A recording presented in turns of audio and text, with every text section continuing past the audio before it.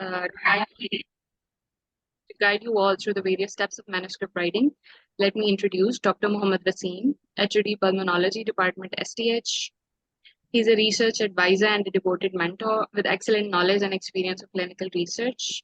He has always been available to student researchers and has delivered various lectures before on different topics of medical research. And just like before, today also Sir has taken his precious time out for all of us. Sir, I welcome you here, and we all are highly obliged for your presence and your guidance. Now, without any Thank you very much. delay, I would hand over the presentation to you, sir. Thank you, sir. Welcome. आप सुन सकते हैं मुझे? Yes, sir. Yes, sir. Very clear. जी जी, ठीक है। चले मैं start करता हूँ। इंट्रोडक्शन हो चुका है। अच्छा, क्योंकि हमारे पास फर्स्ट ईयर से फाइनल ईयर तक सारे स्टूडेंट्स मौजूद हैं, तो कोशिश करेंगे कि जो टॉपिक है उसको सिंपली हम प्रेजेंट करें ताकि सबको समझ भी आ जाए। और एंड पे हम क्वेश्चन आंसर सेशन वो देख लेंगे। If there is some question उसके मुताबिक हम कर लेंगे। तो मैं अभी स्क्रीन शेयरिंग करने लगा हूँ, स्टार्ट करने लगा हूँ।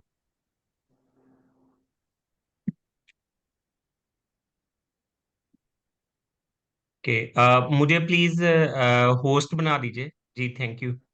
Yes, sir. I've made you the host.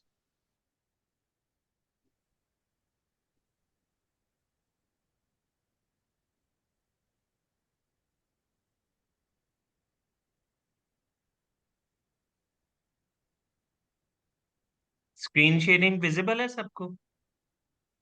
Yes, sir. चलें, ठीक है, मैं स्टार्ट करता हूँ। बिस्मिल्लाहिर्रहमानिर्रहीम। अच्छा, जो आज का टॉपिक था वो था अबाउट मैन्युस्क्रिप्ट राइटिंग। तो अगर देखा जाए तो मैन्युस्क्रिप्ट पूरी रिसर्च, जो आर्टिकल है या कोई भी आपका रिसर्च प्रोजेक्ट है, उसका मेन एक थीम है जिसके मुताबिक आपने चलना है। मैन्युस्क्रिप्ट कहते हैं किसको हैं? मैन्युस्क्रिप्ट ट्रेडिशनली यूज होता था for the writing of the books. दो किताब लिखते थे तो उससे पहले उसका मैन्युस्क्रिप्ट लिखते थे और बाद में अल्टीमेटली उसको बुक फॉर्म में कन्वर्ट कर लेते थे। तो मैन्युस्क्रिप्ट का वर्ड जब भी आता है तो उसमें जो मेन चीज होती है वो उसकी ओरिजिनलिटी होती है। तो सेम चीज क्योंकि रिसर्च में भी यूज होती है, क्योंकि हम जब रिसर्च करते हैं तो उसमें हम कोशिश करते हैं कि कोई प्लेजरिज्म ना हो, जो भी हम स्टफ लिखें वो जेन्युइन हो, वो अपने वर्ड्स में लिखा हुआ हो। तो इसलिए ये मैन्युस्क्रिप्ट का वर्ड उधर यूज होता है। तो अभी हम देखते हैं कि रिसर्च मैन्युस्क्रिप्ट राइटिंग वो क्या है और किस तरीके से हम करेंगे।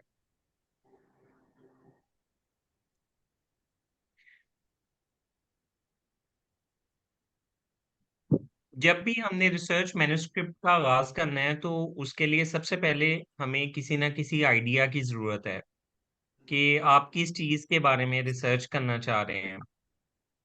देर आर थाउजेंड्स ऑफ थिंग्स जिनके बारे में साइंटिफिकली रिसर्च की जा सकती है। रिसर्च अभी भी बहुत सारे जगहों पर ऑनगोइंग चल रही होगी, शायद अगर आप किसी आइडिया के बारे में सोचें। रिसर्च में हमने यही चीज देखनी होती है कि जो नोन फैक्ट्स हैं उनको लेके हमने कुछ अननोन या न्यू डिस्कवरी करनी होती है। और उसके लिए ऐसी चीजें डिस्कवर करनी होती हैं जिनके बारे में पहले कोई खास वर्क ना हुआ हो। तो इस चीज को हम कहते हैं कि there is gap of knowledge about that thing. ये मिसाल के तौर पे अगर आप देखें कि पाकिस्तानी पॉपुलेशन है और उसके अंदर विटामिन डी के लेवल्स नॉर्मल क्या हैं, इस बारे में कोई खास रेफरेंस स्टडीज नहीं हुई हुई। तो ये एक नॉलेज गैप है कि पाकिस्तानी जो नॉर्मल पॉपुलेशन है जिनको कोई साइन एंड सिम्टम्स नहीं आ रहे, उनमें नॉर्मली विटामिन डी का लेवल क्या है। तो अगर आप इस चीज को चेक करने के लिए स्टडी करेंगे तो this is a new idea, और इसमें आप जो नॉलेज गैप है उसको वो करेंगे। सिमिलरली कुछ प्लेस गैप होता है। मिसाल के तौर पे एक स्टडी है, यानी विटामिन डी के लेवल हैं वो कराची में चेक हुए हुए हैं, विच इज इन सिंध, और वो दूसरा प्रोविंस है। आप चाहते हैं कि आप जो सिंध का जो लेवल है, पता नहीं वो पंजाब के लेवल से मिलता है या नहीं मिलता, तो आप यहाँ वो स्टडी दोबारा परफॉर्म कर सकते हैं। तो ये एरिया गैप आ जाता है। तो इस तरह करके कोई भी आपने फैक्ट जिसके बारे में आपने करना है, रिसर्च करनी है, या उसके बारे में आप अपना डाटा कलेक्ट करना चाहते हैं, कोशिश करें कि उसमें रेपिटेशन ना हो, वो आइडिया नया हो, तभी उसकी कोई वर्थ होगी। अदरवाइज तो वो अगर रेपिटेशन हुई तो मे बी वो किसी जगह छप भी जाए, लेकिन उसकी कोई खास क्लिनिकल वैल्यू नहीं होगी। अब इसकी सबसे बड़ी मिसाल यही थी कि कोविड जब स्टार्ट हुआ तो उसके बारे में किसी को कुछ खास नॉलेज नहीं था, एक बिल्कुल नई बीमारी थी। लेकिन 2 इयर्स के अंदर अंदर उसके बारे में बेशुमार रिसर्च पेपर्स आए, जिसमें उसकी नई नई चीजों के बारे में देखा गया, डेटा कलेक्ट किया गया, रिजल्ट निकाले गए, उसकी जो ट्रीटमेंट के बारे में रिजल्ट निकाले गए, और उससे पेशेंट का आउटकम बेहतर हुआ। और क्योंकि ये एक नोवल चीज थी तो इसकी रिसर्च बड़ी जल्दी पब्लिश भी हुई, और लोगों ने इसको जहां भी भेजा वो उन्होंने उसको सिलेक्ट भी किया। तो पहली जो चीज है वो यही है कि जब भी आप रिसर्च करने के बारे में सोचें, आपका टॉपिक कोई यूनिक होना चाहिए। अगर यूनिक नहीं है तो एटलीस्ट ऐसा होना चाहिए जिस लोकल एरिया में कोई रिसर्च ना हुई हो। और इसको चेक करने का तरीका यही है कि जो चीज आप रिसर्च करना चाह रहे हैं उसके बारे में वेरियस जो सर्च इंजन्स हैं उनके ऊपर देखें कि उन पर कौन सा काम हुआ हुआ है। अगर उस पर काम नहीं हुआ हुआ तो तभी आप करें। अब बहुत सारे रिसर्च के लिए आप जो मतलब पुराने डेटा के लिए आप चेक कर सकते हैं, उसमें पाक मेडीनेट भी आ जाता है, इसके अलावा गूगल स्कॉलर भी है, बेशुमार इस तरह के इंजन्स हैं जिनके ऊपर पुरानी रिसर्च मौजूद होती है। और अगर आप वहां पे सर्च करें तो आपको अंदाजा हो जाएगा कि इस टॉपिक पर पहले काम हुआ हुआ है या नहीं हुआ हुआ। तो रिसर्च स्टार्ट करते हुए सबसे इम्पोर्टेंट स्टेप यही है, और मेरा ख्याल है कि काफी ज्यादा इस पे वक्त लगाना चाहिए, ताकि आपको पूरी तरह अंदाजा हो जाए कि आप जिस टॉपिक के बारे में डेटा कलेक्ट करने जा रहे हैं उसका आपकी अपनी जात को क्या फायदा है, और उसका at the end of the day patient welfare में क्या रोल है, या अगर पेशेंट वेलफेयर नहीं तो उसमें इनोवेटिव चीज क्या है जो लोगों की प्रैक्टिस को चेंज कर दे। तो ये कुछ चीजें कंसिडर करके फिर हम आगे मूव करते हैं। सर की आवाज तो सही नहीं आ आवाज नहीं आ रही सही? रही।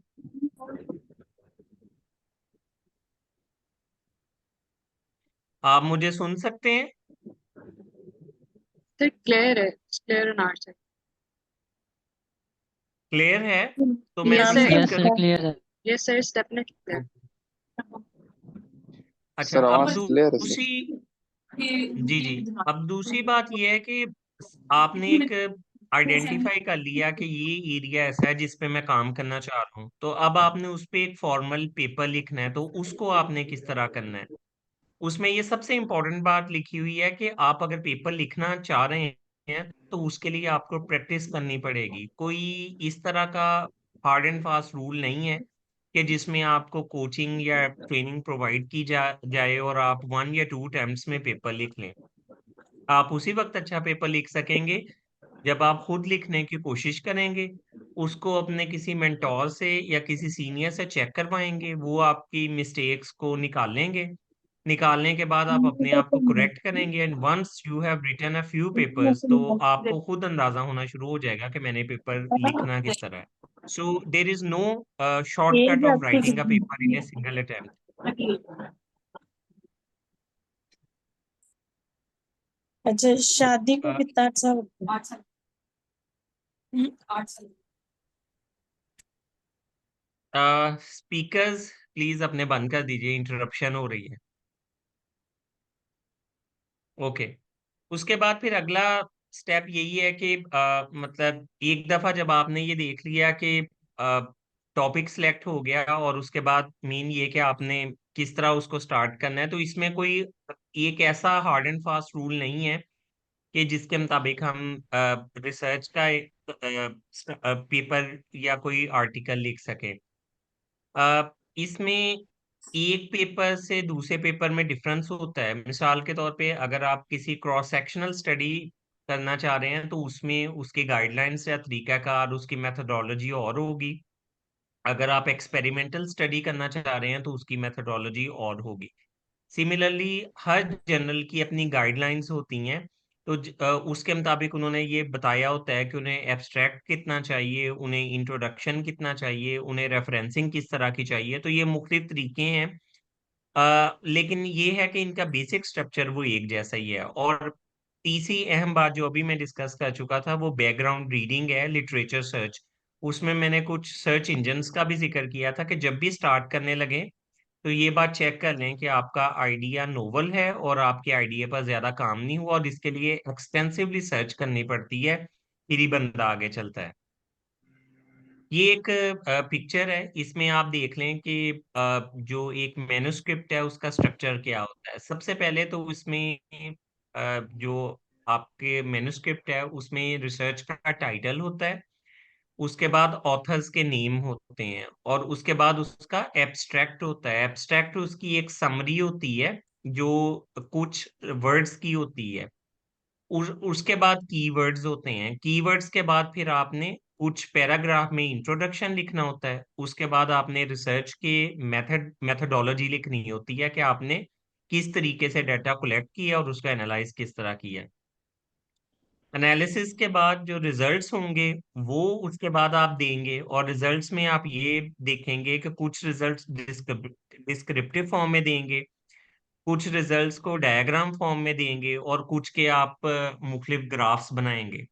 रिजल्ट्स को रिप्रेजेंट करने के वेरियस मेथड्स हैं, ये वेरी होते हैं फ्रॉम रिसर्च टू रिसर्च और ये डिपेंड करता है आपकी अपनी चॉइस पे कि आप रिजल्ट्स को किस तरह प्रेजेंट करना चाह रहे हैं। एंड पे आपने रिजल्ट्स के ऊपर डिस्कशन करनी होती है और कंक्लूजन निकालना होता है कि आपकी स्टडी ने क्या नई चीज डिस्कवर की और लास्ट में आपने रेफरेंसेस वो देने होते हैं। अब ये जो मेन मैंने आपको चीजें बताई हैं ये तमाम जर्नल्स के अंदर कॉमन है। हाँ, छोटा फर्क आ सकता है, लाइक कोई लोग ये कह सकते हैं कि रेफरेंसिंग स्टाइल आप अपना चेंज कर लें। कुछ लोग रिजल्ट्स की जो प्रेजेंटेशन है उस पर कुछ कर सकते हैं। कुछ जर्नल्स की रिक्वायरमेंट होती है कि आप टेबल्स बस एक या दो करें, डायग्राम्स एक या दो करें, लेकिन जो मेन तरीकाकार है वो हमने इसी तरह मूव करना है। अब हम इसको आगे फर्दर देखते हैं। तो ये इसकी जो हमने पिक्चर देखी थी ये वाली, इसी की आगे ये डिस्क्रिप्टिव फॉर्म है कि टाइटल होगा, एब्स्ट्रैक्ट होगा, इंट्रोडक्शन, मेथड्स, रिजल्ट, डिस्कशन और रेफरेंसेस। ये जो हमने डायग्राम देखी थी उसी को वर्ड फॉर्म में ही हमने वो लिखा हुआ। अब इसमें जब हम राइट करना शुरू करेंगे तो हमने इसी ऑर्डर में राइट नहीं करना है। लाइक हम इस तरह नहीं करेंगे कि पहले हम एब्स्ट्रैक्ट लिख दें, उसके बाद इंट्रोडक्शन लिख दें, फिर मेथड्स लिख दें, फिर रिजल्ट्स लिखें, फिर डिस्कशन। सबसे पहले आपने ये है कि आपने अपना जो नॉलेज गैप है वो डिटेक्ट करके पहले अपना ये सोचना है कि मैंने रिसर्च किस चीज के बारे में करनी है। उसके बाद फिर आपने रिसर्च के मेथड्स के बारे में आना है। अभी देख लेते हैं कि मेथड्स में हमने क्या क्या करना है। मेथड्स के बाद हमने उसके रिजल्ट्स लिखने हैं। रिजल्ट्स के बाद फिर हमने डिस्कशन लिखनी है। डिस्कशन के बाद हमने इंट्रोडक्शन लिखना है। इंट्रोडक्शन के बाद आखिर में एब्स्ट्रैक्ट लिखेंगे और फिर रेफरेंसिंग करेंगे। और जो टाइटल है उसको हम अपना बाद में अकॉर्डिंग टू आवर मेथोडोलॉजी वो हम चेंज कर सकते हैं, उसको प्रॉपर वर्ड्स में लेके आ सकते हैं। इस चीज को समझ लीजिए, क्योंकि जब नया स्टार्ट किया जाता है तो अक्सर लोग ये गलती करते हैं कि वो सबसे पहले इंट्रोडक्शन लिखते हैं, उसके बाद फिर वो मेथड्स की तरफ आते हैं, फिर रिजल्ट्स लिखते हैं, फिर डिस्कशन लिखते हैं। तो इसकी तरतीब असल ये होनी चाहिए कि पहले मेथड्स हों, फिर रिजल्ट्स हों, फिर डिस्कशन आए और फिर इंट्रोडक्शन हो। एब्स्ट्रैक्ट, टाइटल और रेफरेंसिंग बिल्कुल आखिर में करनी होती है। अब मेथड्स को देखते हैं कि मेथड्स क्या हैं। मेथड्स में हमने ये देखना है कि हम जो डेटा कलेक्ट कर रहे हैं वो कौन सा डेटा कलेक्ट कर रहे हैं और किस तरीके से कर रहे हैं। फिर अगली बात ये आ जाती है कि जो आपने डेटा कलेक्ट किया उस पर आपने स्टैटिस्टिकल टेस्ट कौन से लगाने हैं और उसके ऊपर रिजल्ट्स कौन से आएंगे। फॉर एग्जांपल, अगर आप एक क्रॉस सेक्शनल स्टडी कर रहे हैं उसके लिए जो डेटा कलेक्ट करना है उसका तरीकाकार और है, उसके उसको जो एनालाइज करना है या उस पे जो स्टैटिस्टिकल टेस्ट लगाना है उसका तरीका और है, और उसके रिजल्ट को जो आएगा उसको जो प्रेजेंट करना है वो और तरीके से करना है। और अगर एक एक्सपेरिमेंटल स्टडी है उसके लिए आपको जाहिर है कि ग्रुप्स बनाने पड़ेंगे, उन ग्रुप्स में से डेटा दूसरे तरीके से कलेक्ट करना है और उसके पर जो टेस्ट लगेंगे वो भी मतलब डिफरेंट होंगे फ्रॉम क्रॉस सेक्शनल स्टडी। शुरू में यही बात हुई थी कि मुख्तलिफ जो पेपर की टाइप्स हैं उसके मुताबिक हमारी मेथोडोलॉजी है वो चेंज होती रहेगी। जब भी पेपर आप किसी जर्नल में सेंड करते हैं तो सबसे ज्यादा जो उसका रिव्यू होता है तो उसमें प्रॉब्लम उसके मेथड्स में ही निकाला जाता है। अगर मेथड्स वीक हों तो बाज़ औक़ात वो कह देते हैं कि ये पब्लिकेशन के काबिल नहीं है। तो ये बात बहुत पिवटल इंपॉर्टेंस की है कि आपको पता हो कि आपकी स्टडी की टाइप कौन सी है, आपने कितनी ड्यूरेशन में डाटा कलेक्ट करना है, डाटा कलेक्ट करने का तरीका कैसे है, डाटा को रिप्रेजेंट कैसे करना है, एनालाइज किस तरह करना है और उसको आगे प्रेजेंट किस तरह करना है और उसका रिजल्ट किस तरह करना है। तो ये सबसे मेन पार्ट है, इसी पार्ट को देख के ज्यादातर फैसला किया जाता है कि आपकी स्टडी आगे पब्लिशिंग के काबिल है या नहीं। और क्योंकि ये स्टैटिस्टिक्स को भी इन्वॉल्व करता है और इसमें कुछ मैथमेटिकल चीजें भी हैं तो इस पार्ट में सबसे ज्यादा गलती का इम्कान होता है। और इसको दूर किस तरह किया जा सकता है? When you go through a lot of literature, आप मल्टीपल पेपर्स उसी स्टडी की तरह के पढ़ेंगे तो आपको अंदाजा हो जाएगा कि किस तरह डाटा इसका कलेक्ट होगा और किस तरह एनालाइज होगा। अब मेथड्स में क्या-क्या चीजें इंक्लूड हैं? सबसे पहले स्टडी डिजाइन और analysis type and period of study. के स्टडी क्रॉस सेक्शनल स्टडी है, एक्सपेरिमेंटल स्टडी है, कितनी देर में डाटा कलेक्ट करना है, कौन डिजीज स्टडी करनी है। फिर इसके बाद इसमें आ जाता है कि आपने डाटा कलेक्ट करने से पहले कंसेंट ली है और जो इंस्टीट्यूशनल रिव्यू बोर्ड से इजाजत ली है। ये वाला पॉइंट काफी इंपॉर्टेंट है क्योंकि हर इंस्टीट्यूट का एक इंस्टीट्यूशनल रिव्यू बोर्ड होता है। जब भी आपने स्टडी करनी होती है तो आपने उससे परमिशन लेनी होती है और इंस्टीट्यूशनल रिव्यू बोर्ड ये चेक करता है कि आपकी जो रिसर्च है वो एथिकल है, उसमें किसी जो पेशेंट्स हैं उनकी प्राइवेसी तो नहीं कॉम्प्रोमाइज हो रही है और पेशेंट को कोई नुकसान पहुंचने का खतरा तो नहीं है। अगर ऐसा नहीं है तो तभी आपको रिसर्च की इजाजत मिलती है। हमारे साहिवाल मेडिकल कॉलेज में भी एक इंस्टीट्यूशनल रिव्यू बोर्ड मौजूद है और पीट सर्जरी के हेड प्रोफेसर राव रियाज साहब वो इंचार्ज हैं और कमेटी के और भी मेंबर्स हैं। तो जब भी अगर आपने कोई रिसर्च करनी है तो आप इंस्टीट्यूशनल रिव्यू बोर्ड से उसकी परमिशन लेंगे। उसका फायदा ये होता है कि अगर like two group of students हैं, उन दोनों के माइंड में एक ही आइडिया चल रहा है और वो अगर इंस्टीट्यूशनल रिव्यू बोर्ड से परमिशन लेंगे तो जिसने पहले परमिशन ले ली तो वो स्टडी उसी की कंसिडर होगी, जो लेट हो गया उसकी कंसिडर नहीं होगी। इससे फायदा ये होता है कि जो रिसर्च करने वाले लोग हैं उनका आइडिया चोरी नहीं हो सकता। लाइक अगर आपने आईआरबी से परमिशन ली है और आईआरबी के रिकॉर्ड में आपका आइडिया आ गया, अब कोई उसी इंस्टीट्यूट के अंदर कोई और बंदा उस टॉपिक के बारे में रिसर्च नहीं कर सकता, वो चेंज करके किसी और टॉपिक के बारे में या किसी और एस्पेक्ट के बारे में तो कर सकता है लेकिन आप वाले टॉपिक पर नहीं कर सकता। सो आईआरबी अप्रूवल आपको सेव करता है, बचाता है आपको फ्यूचर ट्रबल्स में। जो मेथड्स में अगला पॉइंट ये है कि आपने सैंपल साइज कैलकुलेट करना है कि कितना आपने पेशेंट्स का डाटा या पेशेंट्स ना सही तो पॉपुलेशन में कितना डाटा आपने लेना है और डाटा किस तरीके से लेना है। आपने सिलेक्शन मेथड आपका कौन सा है, यानी आपने रैंडम सिलेक्ट करना है, सिस्टमेटिकली सिलेक्ट करना है। ये काफ़ी डिटेल है इसकी about selection of study subjects.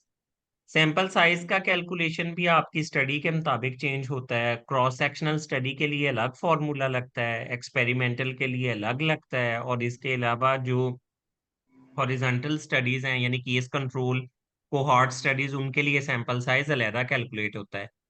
इसके जो फॉर्मूलाज हैं वो नेट पर अवेलेबल हैं। कुछ वेबसाइट्स हैं जिनमें मतलब फॉर्मूलाज मौजूद हैं, आपने कुछ वेरिएबल्स उसके अंदर एंटर करने और आपको सैंपल साइज वो खुद ही निकाल देगा। तो उसमें जो सबसे ज्यादा कॉमनली साइट यूज होती है वो ओपन एपी साइट है। वो बाद में अगर आप चाहेंगे तो उसका लिंक भी आपको प्रोवाइड कर देंगे। फिर उसके बाद आपने ये देखना है कि जो डाटा आपने कलेक्ट किया है या उसके बाद आपने उसको एनालिसिस उसका किस तरह करना है। अगर एक्सपेरिमेंटल स्टडी है तो उसमें इंटरवेंशन आपने कौन सी की है। लाइक अगर आपने दो ग्रुप बनाए हैं पॉपुलेशन के, एक को एक मेडिसिन दी है दूसरे को नहीं दी, तो उसके बाद मतलब ये आपकी एक इंटरवेंशन हो गई, आपने मेडिसिन। सिमिलरली दो ग्रुप ऑफ पेशेंट्स हैं, एक पर आपने एक प्रोसीजर सर्जिकल किया है दूसरे के ऊपर दूसरा किया है, तो ये भी आपकी इंटरवेंशन आ गई। और उसके बाद आपने आउटकम देखना है। आउटकम वेरियस हो सकते हैं। लाइक अगर आपने किसी दो एक्सपेरिमेंटल स्टडी की है तो उसमें आपने एक ग्रुप को मेडिसिन दी है और दूसरे ग्रुप को नहीं दी, तो आपका आउटकम ये हो सकता है कि जो सिम्टम्स हैं वो किस ग्रुप में ज्यादा बेहतर हुई हैं, किस ग्रुप के पेशेंट्स जल्दी ठीक होकर घर गए हैं, तो ये आउटकम मैयर्स हैं। सिमिलरली अगर सर्जिकल प्रोसीजर दो अलग अलग आप कंपेयर कर रहे हैं तो आपने ये देखना है कि पेशेंट का किस में रिलीफ ज्यादा है, पेशेंट की डिजीज की रिकरेंस किस में कम है, तो ये सारे आउटकम मैयर्स हैं और उसके बाद आपने इसका स्टैटिस्टिकल एनालिसिस करना है। इसके अलावा आपने ये जरूर बताना है मेथोडोलॉजी में कि आपने डेटा कहाँ से कलेक्ट किया और कितने टाइम में कलेक्ट किया। इसके लिए बाकायदा आपको बताना पड़ता है। मिसाल के तौर पे अगर आप साहिवाल टीचिंग हॉस्पिटल से डाटा लेना चाह रहे हैं तो आपने जो आईआरबी है उनसे डिस्कस करके इसकी इजाज़त लेनी है और आपने इस चीज़ को मेंशन करना है कि हमने साहिवाल टीचिंग हॉस्पिटल से फलां वार्ड से फलां टाइम में डाटा कलेक्ट किया, तो ये सब कुछ मेंशन करना ज़रूरी है। मेथोडोलॉजी की एक-एक लाइन और एक-एक चीज़ इस बारे में चेक होती है और इसका एक सीक्वेंस होता है। वो अगर आप जो स्टडी करना चाह रहे हैं उससे रेलेवेंट स्टडीज़ पढ़ेंगे तो आपको बखूबी अंदाज़ा हो जाएगा कि वो किन-किन चीज़ों के बारे में गौर करते हैं।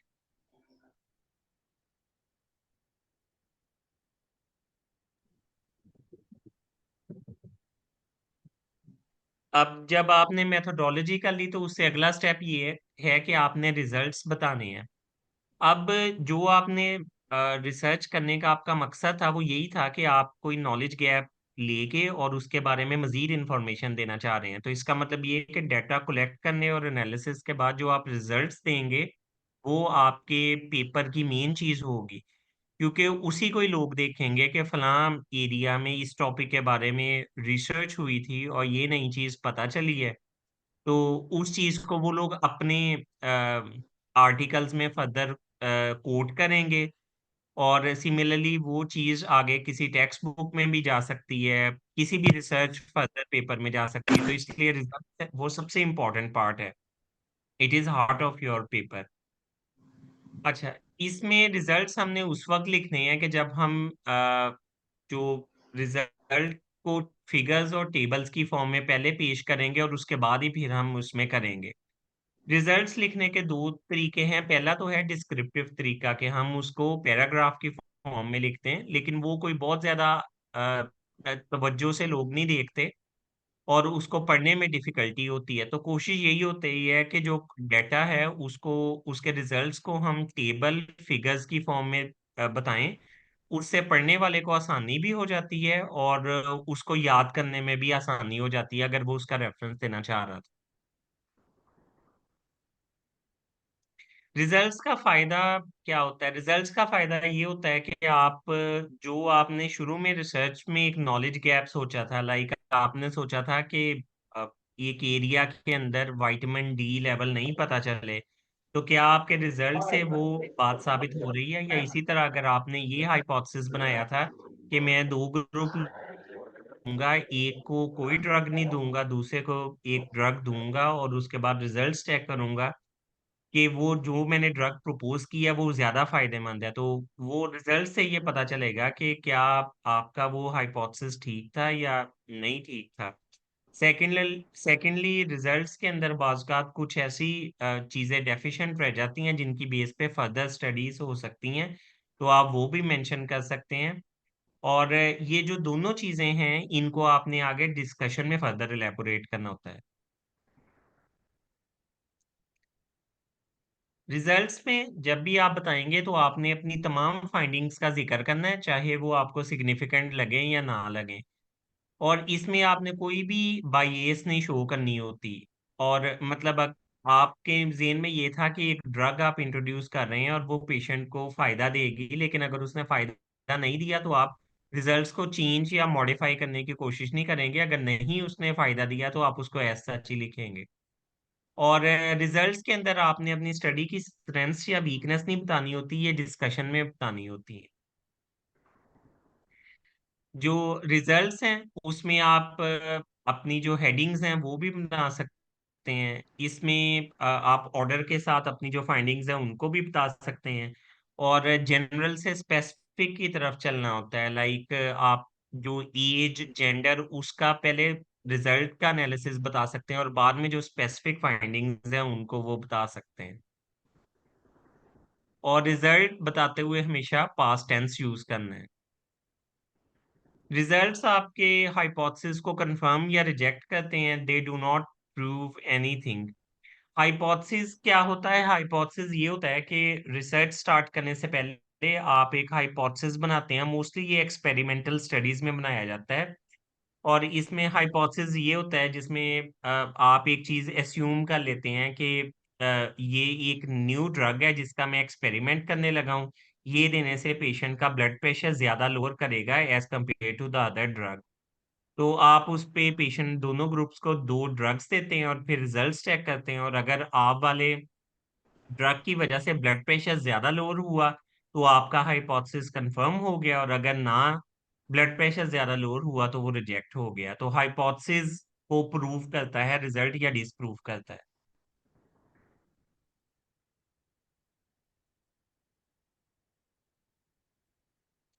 रिजल्ट्स को हमेशा शॉर्ट और टू द पॉइंट लिखना होता है और जो डेटा एनालिसिस है वो आपका जो टॉपिक है या आप जो एक डिजीज के एक एस्पेक्ट के बारे में बात करना चाह रहे हैं तो रिजल्ट्स को उसी को ही डिपिक्ट करना चाहिए। इररेलेवेंट डेटा शो करने की जरूरत नहीं है। आपने जो मेथोडोलॉजी में किया उसके मुताबिक आपको रिजल्ट को रिपीट करने की जरूरत नहीं है। लाइक अगर आपने रिजल्ट अपना एक डिस्क्रिप्टिव फॉर्म में दे दिया है तो उसका ग्राफ वगैरह बनाने की जरूरत नहीं है, या अगर ग्राफ बना लिया है तो उसके बारे में लिखने की जरूरत नहीं है। इसके अलावा अगर आपने टेबल और फिगर्स बनाने हैं तो कोशिश करें कि मल्टीपल टेबल्स की बजाय एक ही अच्छा टेबल बना लें ताकि पढ़ने वाले को भी आसानी हो और जगह भी ज्यादा ना हो। जो जर्नल्स जो प्रिंटेड फॉर्म में आते हैं उनके अंदर स्पेस लिमिटेशन होती है। वो लोग बहुत ज्यादा एक पेपर को जगह नहीं दे सकते तो उनकी एक स्पेसिफिक नंबर ऑफ टेबल्स और फिगर्स होते हैं कि इन्हीं टेबल्स और फिगर्स में ही आपने अपने सारे रिजल्ट्स को बताना होता है।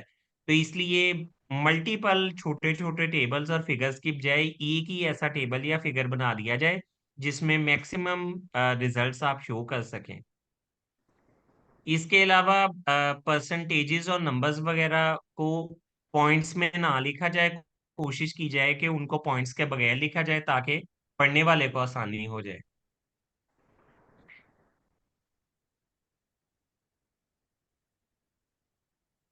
उसके बाद आ जाता है कि डिस्कशन का। मतलब पहले आपने मेथोडोलॉजी लिख दी, उसके बाद मेथोडोलॉजी के बाद आपने रिजल्ट्स निकाले और रिजल्ट्स को प्रेजेंट कर दिया। उसके बाद अब आपने डिस्कशन करनी है कि जो आपके रिजल्ट्स आए हैं वो किस तरफ लेके जा रहे हैं और उनकी सिग्निफिकेंस क्या है। तो डिस्कशन का लिखने का एक तरीकाकार है। उसका जो फर्स्ट पैराग्राफ है उसमें आपने जो रिजल्ट्स की मेजर फाइंडिंग्स हैं उनको आपने समराइज करना है। फिर आपने रेफरेंस देना है। फॉर एग्जांपल आपने एक ड्रग ड्रग का एक्सपेरिमेंट किया और उस ड्रग ने ब्लड प्रेशर को लोअर किया और आपका हाइपोथेसिस ट्रू हो गया कि ये ड्रग ब्लड प्रेशर को लो करती है।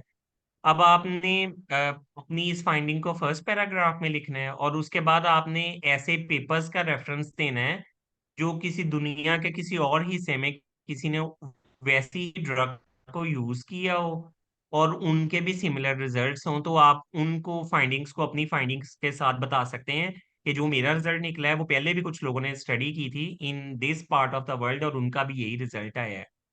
उसके बाद फिर आपने क्लिनिकल रेलेवेंस बतानी है फाइंडिंग्स की कि आपकी जो रिजल्ट आया है या आपकी जो फाइंडिंग्स हैं उसका क्लिनिकल बेनिफिट क्या है।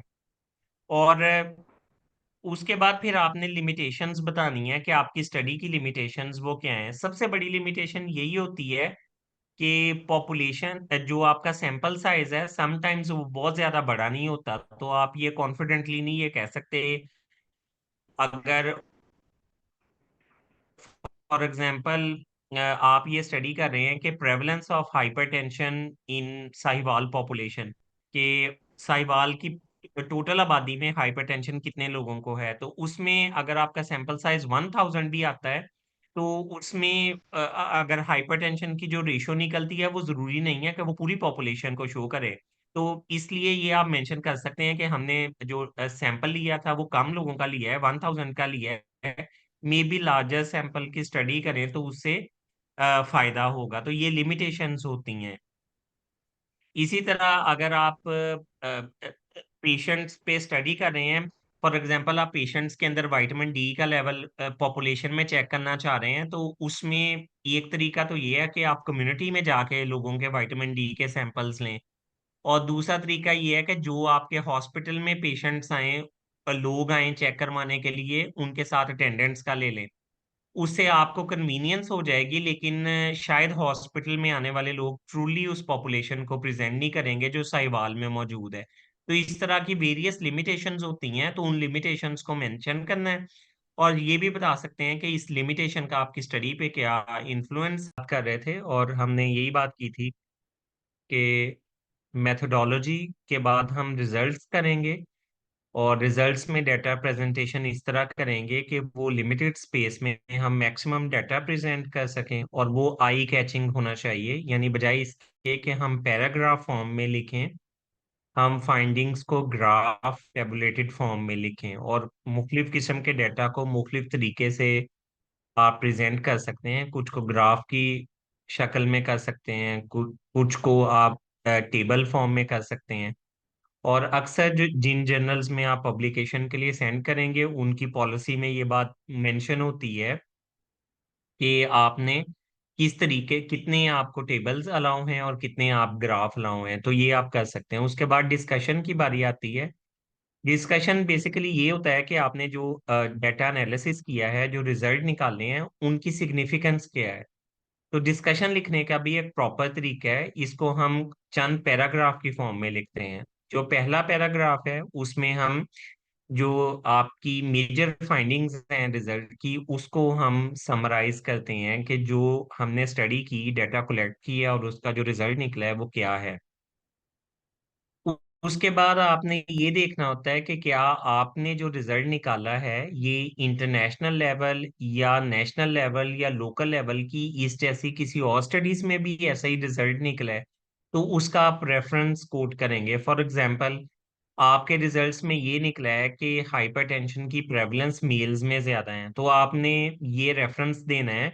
वहाँ डिस्कशन में ये लिखना है कि मुख्तलिफ स्टडीज जो इंटरनेशनल लेवल पर हुई हैं, उनमें भी मेल्स के अंदर ही हाइपरटेंशन का प्रेवलेंस ज्यादा निकली है, तो इसलिए मेरे रिजल्ट फलां फलां स्टडी के साथ कोरिलेट करते हैं। फिर उसके बाद अगला स्टेप ये आ जाता है कि आपने जो आपका रिजल्ट निकला है उसकी क्लिनिकल रेलेवेंस आपने बतानी है। फॉर एग्जांपल, आपने एक ड्रग ट्राई की और उस ड्रग से आपका ये रिजल्ट निकला कि इस ड्रग को देने से पेशेंट का डायबिटीज लेवल बहुत अच्छा कंट्रोल होता है। तो फिर आपने इसकी अपनी जो फाइंडिंग्स हैं या अपना जो रिजल्ट है, इसकी ये क्लिनिकल रेलेवेंस मेंशन करनी है कि जी, ये जो नई ड्रग हमने ट्राई की, नई ड्रग का एक्सपेरिमेंट किया, इसका डायबिटीज लेवल पे बड़ा अच्छा इफेक्ट है, तो इसको यूज होना चाहिए। तो ये इसकी क्लिनिकल रेलेवेंस हो गई। फिर बात आ जाती है कि आपके रिजल्ट की लिमिटेशंस कुछ हैं या नहीं है। तकरीबन तमाम रिसर्चेस की कुछ ना कुछ लिमिटेशन जरूर होती हैं, क्योंकि सबसे बड़ी लिमिटेशन ये होती है कि आप पूरी पॉपुलेशन पर स्टडी नहीं करते, आप एक सैंपल साइज कलेक्ट करते हैं। तो ये बात हो सकती है कि जो सैंपल साइज आपने सिलेक्ट किया हो या जो कोहॉर्ट आपने सिलेक्ट किया हो सकता है कि उसके अंदर उस डिजीज की प्रेवलेंस टोटल पॉपुलेशन के मुकाबले में कम या ज्यादा हो, तो ये एक स्टडी लिमिटेशन आ जाएगी।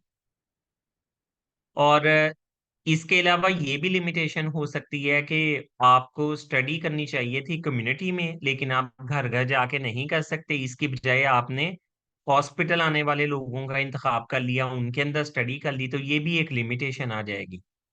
और इसका फिर आप ये भी लिखेंगे कि इसका इम्पैक्ट क्या है। तो आप लिख सकते हैं उसके डिस्कशन में कि हमने जो सैंपल साइज कलेक्ट किया था वो फलां जगह से कलेक्ट किया था, और हम इसको पूरी पॉपुलेशन के अंदर से नहीं ले सके, तो इससे इन्फ्लुएंस हो सकता है।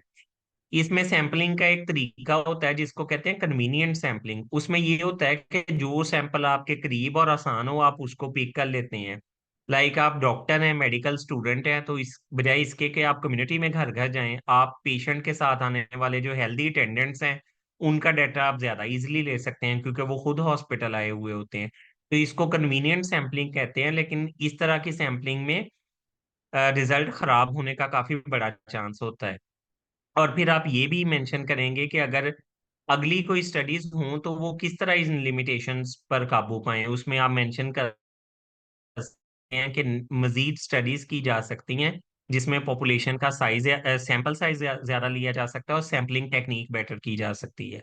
और आखिर में आपने जो आपकी फाइंडिंग्स हैं उनकी आपने क्लिनिकल इम्प्लीकेशंस बतानी है कि आपने जो कुछ किया है इसका आगे क्या फायदा होगा, मजीद रिसर्चर्स को क्या फायदा होगा, और अगर पेशेंट केयर का देखें तो उसमें क्या फायदा होगा।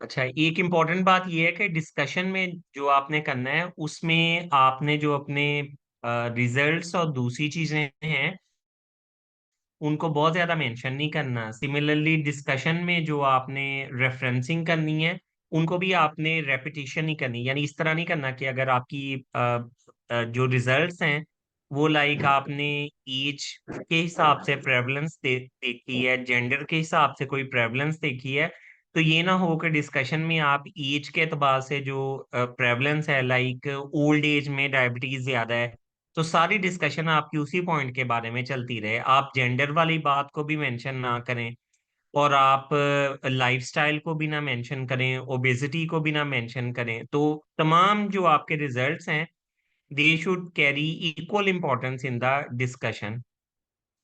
और सिमिलरली कोई एक्सेसिव बहुत ज्यादा लंबी डिस्कशन भी लिखने की जरूरत नहीं है, इससे भी रीडर का जो इंटरेस्ट है वो भी खत्म हो जाता है और ये जो जर्नल है जो इसको पब्लिश करता है उसकी पॉलिसी के भी अगेंस्ट होता है।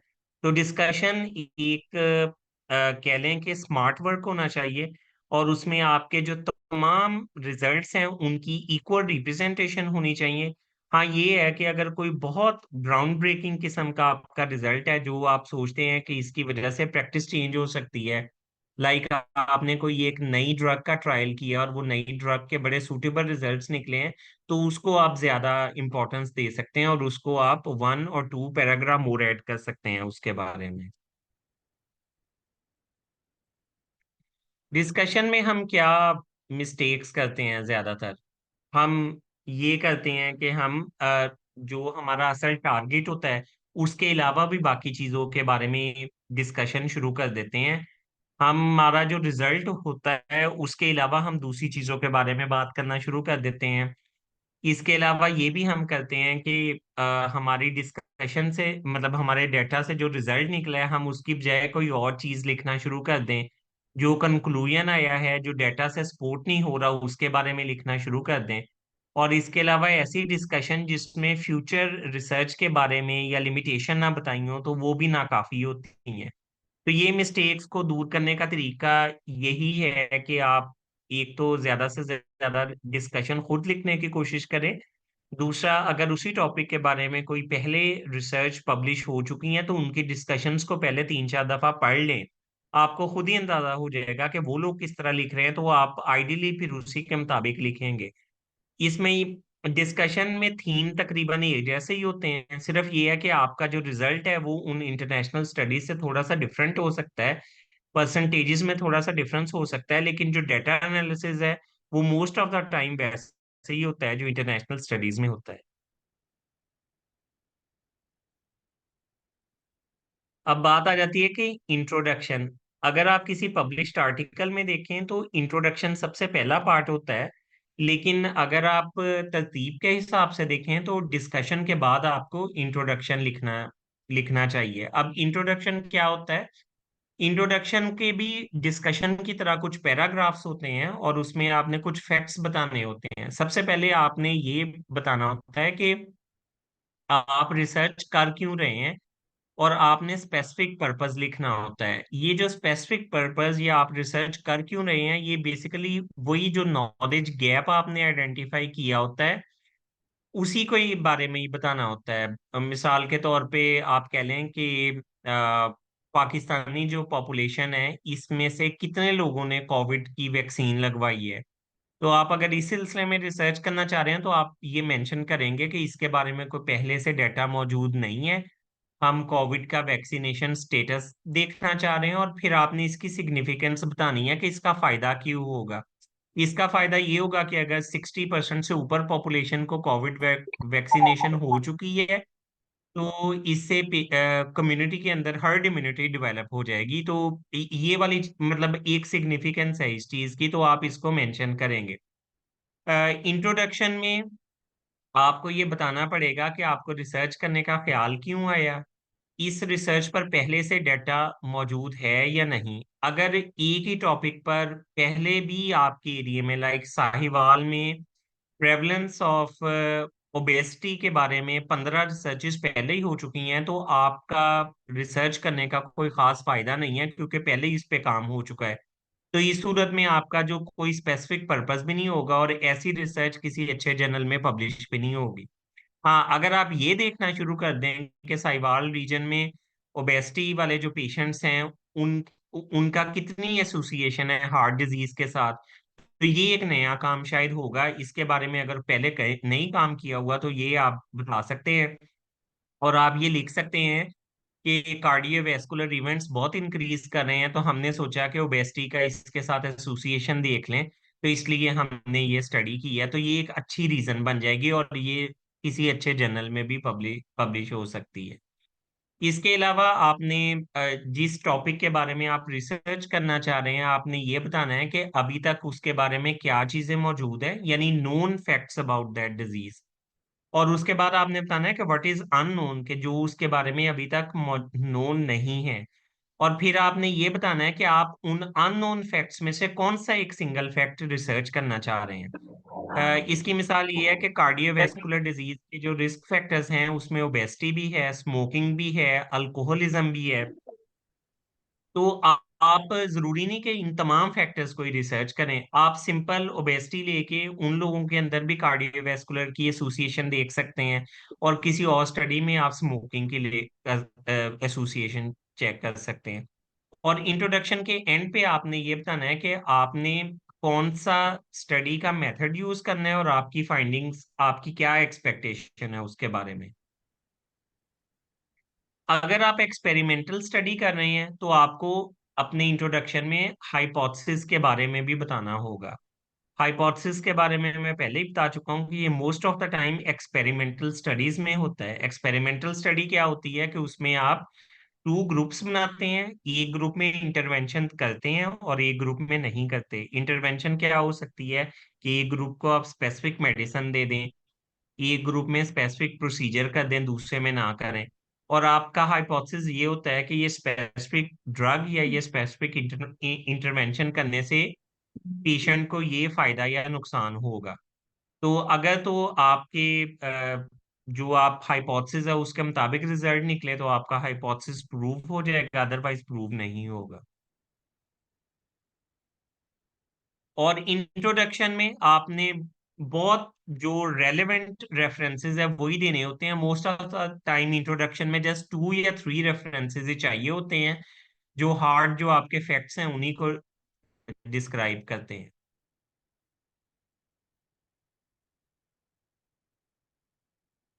इंट्रोडक्शन आपके पेपर का एक वाइटल पार्ट है, क्योंकि ये शुरू में आता है, तो जिसने भी पेपर को आगे रीड करना है वो इंट्रोडक्शन के चंद लाइनें ही पढ़ के उसको पता लग जाएगा कि इसमें मेरा कितना फायदा है। अगर आपका इंट्रोडक्शन बहुत टू दी पॉइंट होगा, सिस्टमेटिक होगा, तो वो रीडर इसको आगे भी पढ़ेगा, अदरवाइज वो वहीं पर ही छोड़ देगा। इसी तरह इंट्रोडक्शन में ही, क्योंकि आपने अपने नॉलेज गैप का भी बताना है और ये भी बताना है कि आपने रिसर्च क्यों स्टार्ट की थी, तो जो लोग आपका पेपर पढ़ रहे हैं लाइक पब्लिशर, सॉरी, जर्नल का एडिटर, और जो आपके बाकी लोग हैं उनको अंदाजा होगा कि आप पेपर में क्या इंपॉर्टेंट काम करना चाह रहे हैं। और इसके अलावा आप जो डिस्कशन करेंगे और जो आपका आगे पेपर का फ्लो होगा वो भी इंट्रोडक्शन से पता चल जाता है कि ये किस तरफ लेकर जा रहे हैं। और सिमिलरली आपका हाइपोथेसिस या रिसर्च क्वेश्चन भी पता चल जाता है। तो यानी अगर कोई बंदा रिसर्च, अगर इंट्रोडक्शन अच्छी लिखी हुई है तो इसका रिसर्च के पढ़े जाने में भी बहुत इंपॉर्टेंट रोल है और इसकी पब्लिकेशन में भी बहुत ज्यादा इंपॉर्टेंट रोल है। इंट्रोडक्शन का स्ट्रक्चर क्या होता है, ये इसके कुछ स्टेप्स हैं। सबसे पहले हमने डिजीज की जनरल प्रॉब्लम या करंट सिचुएशन के बारे में बताना है, like prevalence of cardiovascular diseases का बताना है, तो उसके बारे में आप बता देंगे कि पाकिस्तानी पॉपुलेशन में कितने लोगों को हार्ट डिजीजेस चल रही हैं। उसके बाद what is the specific problem और कंट्रोवर्सी, फिर आप ये कह देंगे कि पाकिस्तान में तो कार्डियोवैस्कुलर डिजीजेस चल रही हैं लेकिन हमें ये नहीं पता कि इतनी ज्यादा कार्डियोवैस्कुलर डिजीजेस की कॉजेज क्या हैं। तो आप फिर उसकी कॉजेज तलाश करने के बारे में कह सकते हैं कि मैं हाई कार्डियोवैस्कुलर डिजीज की जो प्रेवलेंस है उसकी कॉजेज को मैं चेक करना चाह रहा हूँ, और फिर उसकी सिग्निफिकेंस भी बताएंगे कि अगर कॉजेज का पता चल गया तो कार्डियोवैस्कुलर डिजीज का जो प्रेवलेंस या इंसिडेंस है वो कम किया जा सकता है। उसके बाद फिर एंड पे आप इसमें ये बता देंगे कि आपका हाइपोथेसिस क्या है। तो अगर हम कार्डियोवैस्कुलर डिजीज की बात करें तो आपका हाइपोथेसिस ये हो सकता है कि जो ओबीज लोग हैं उनके अंदर कार्डियोवैस्कुलर डिजीज ज्यादा होती है एज कंपेयर टू पर्सन्स जिनका बीएमआई नॉर्मल है। तो ये आपका एक हाइपोथेसिस बन सकता है। सिमिलरली ये भी हाइपोथेसिस बन सकता है कि जो स्मोकर्स हैं उनके अंदर कार्डियोवैस्कुलर डिजीज का रिस्क ज्यादा है और जो नॉन स्मोकर्स हैं उनमें कम है। तो इस तरह आप हाइपोथेसिस वो बना सकते हैं और आपकी जो डेटा कलेक्शन है वो इसी तरीके के साथ होगी। फिर आ जाता है एब्स्ट्रैक्ट। एब्स्ट्रैक्ट क्या होता है कि जो आपने मेथडोलॉजी लिखी, जो आपने डिस्कशन की और जो आपने इंट्रोडक्शन लिखा, उसकी एक बहुत अच्छी क्रिस्प समरी उसको एब्स्ट्रैक्ट कहते हैं। एब्स्ट्रैक्ट यूजुअली 250 वर्ड्स से कम का एक समरी होती है और ये आपका जब पेपर पब्लिश होता है तो सबसे पहले इसका एब्स्ट्रैक्ट लिखा होता है। एब्स्ट्रैक्ट का फायदा ये होता है कि अगर एब्स्ट्रैक्ट अच्छा लिखा हुआ हो तो जो रीडर है वो आपका जो बकिया डिटेल्स है वो भी पढ़ लेता है। जब भी आप किसी रिसर्च पेपर को सर्च करते हैं इंटरनेट पे तो सबसे पहले उसका एब्स्ट्रैक्ट ही सामने आता है, और अगर आपको लगता है कि ये एब्स्ट्रैक्ट अच्छा है तो आप उसको क्लिक करते हैं और बाकी पेपर को भी पढ़ लेते हैं। एब्स्ट्रैक्ट लिखने की भी कुछ गाइडलाइंस हैं जो most of the time journal, जो जिस जिस साइंटिफिक जर्नल में आप पब्लिश कर रहे हैं उनकी गाइडलाइंस होती हैं।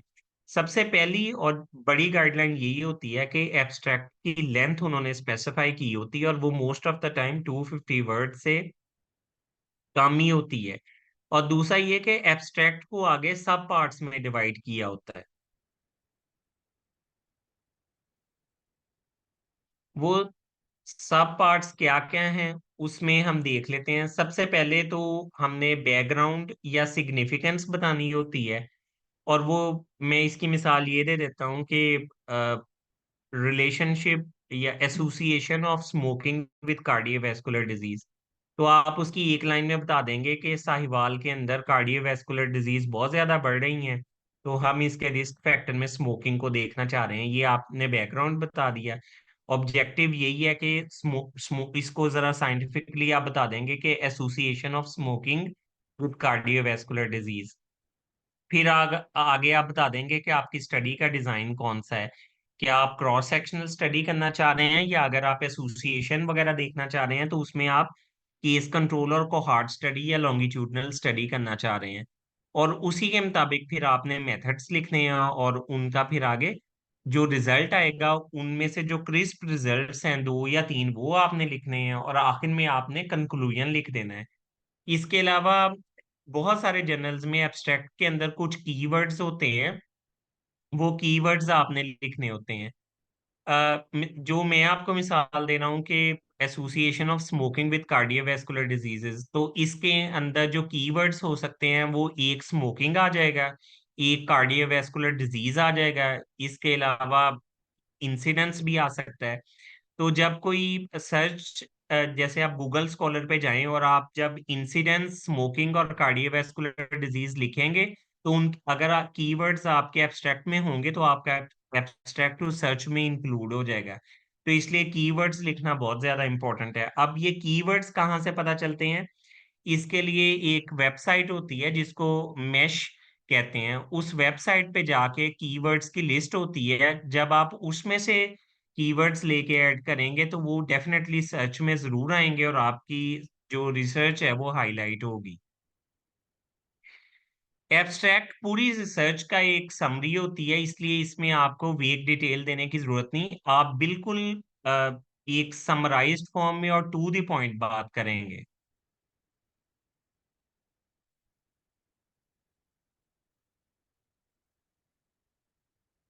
ये दोबारा एब्स्ट्रैक्ट के ही मुख्तलिफ हेडिंग्स हैं। इसमें आप देख लें कि पहले एक शॉर्ट सेंटेंस में आपने अपनी रिसर्च का पर्पस देना है।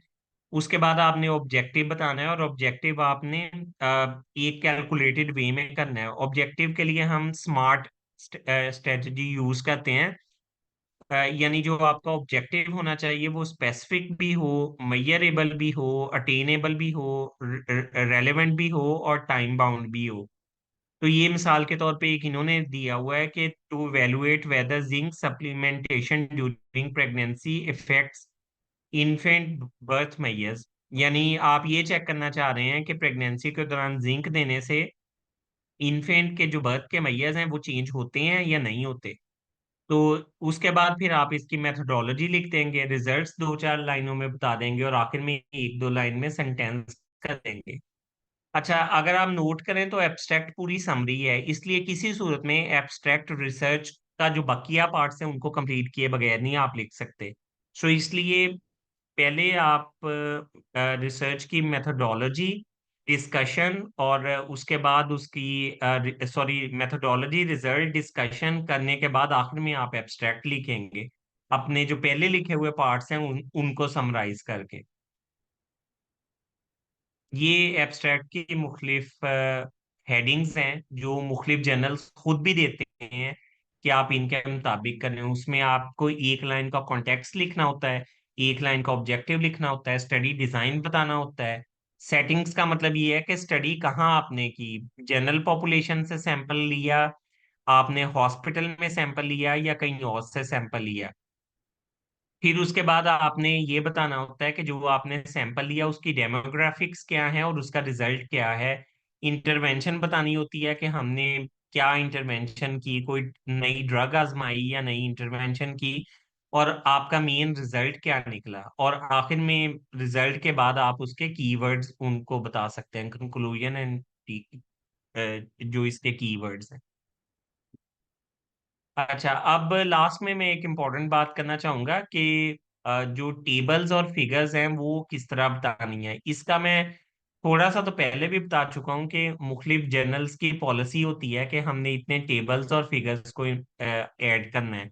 तो आप जब अपने रिजल्ट्स को डिस्क्राइब करें तो आप उससे पहले जर्नल की पॉलिसी को पढ़ लें कि वो कितने टेबल्स और फिगर्स को अलाउ करते हैं। और उनको एक दफा पढ़ लेंगे तो आपको अंदाजा हो जाएगा और आप फिर खुद ब खुद कॉम्प्रिहेंसिव किस्म का ही डाटा टेबल्स और फिगर्स की फॉर्म में देंगे।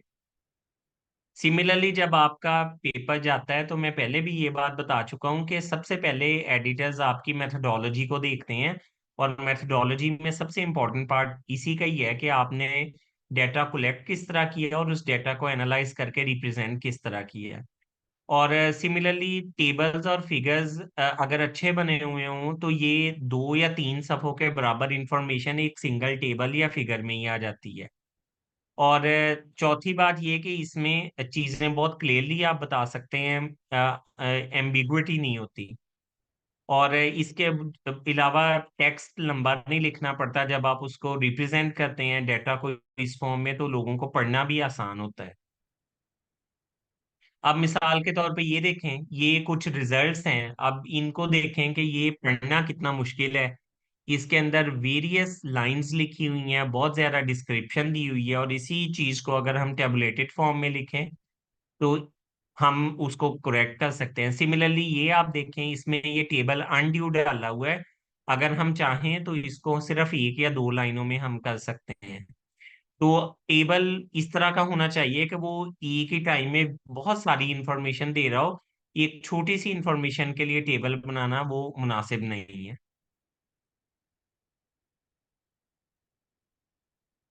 ये देखें, ये मिसाल के तौर पे एक टेबल है, इसमें आप इंफॉर्मेशन देख लें कि इसमें एज का भी मैयर है, फिर इसके अलावा बीएमआई का भी लिखा हुआ है जो कि मैटरनल कैरेक्टरिस्टिक है, और स्मोकिंग स्टेटस का भी लिखा हुआ है।